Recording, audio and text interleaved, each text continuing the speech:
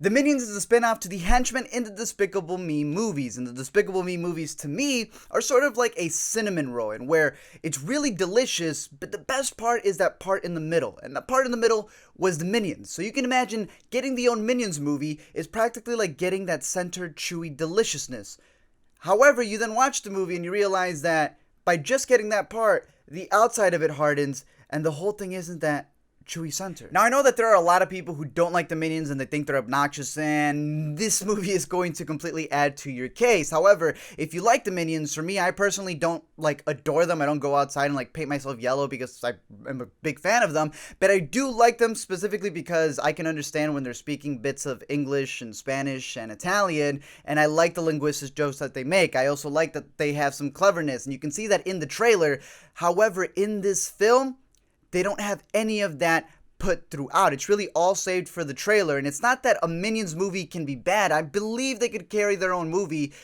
The directors just weren't able to completely spread that cleverness that we see in the trailer throughout the whole film. There are also other things like having a really good sound, it's actually a great soundtrack because it takes place in the late 60s. However, the way it's used within the movie doesn't necessarily make sense because they go from one song to another, to another, to another, and it's at a certain point feels like they just want to get so many songs into the movie that they even have random dance sequences in a tower that make no sense. You then have the bosses that they work for, because that's what the Minions are there for. They want to help evil people, but surprisingly they skip over all of the Hitlers and the slave owners. But here they have Scarlet Overkill, and the bad part about her is that she either goes from 0 to 100. She's either really nice, really mad.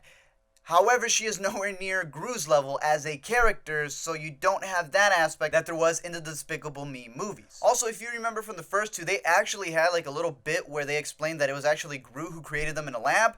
They sort of just completely disregarded that and have now gone this route where they've been around since the beginning of time. Contradictions, especially with something that happens at the end that they also showed before.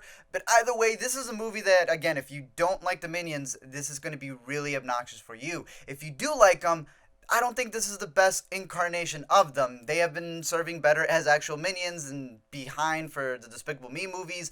Having their own movie, I think, could have been a great idea, but they make it so childish, so cartoonish, a lot of things that make no sense. And sure, they speak a lot of gibberish. The Minionese that they speak, that's not a bad thing. You could still carry on the movie, but they pander so much throughout that it's not good. And again, I like the Minions, but there are so many times where it's just you can be more clever here, and they try not to be, even though they have sprinkled moments throughout, but just not enough for the film. However, I am curious your thoughts if you checked that out. If you hate the Minions or if you like the Minions, we can discuss it down below what your favorite part was, who your favorite Minion out of the three who were in this movie were, and anything else dealing with this film. And until next time, I'll see you guys later.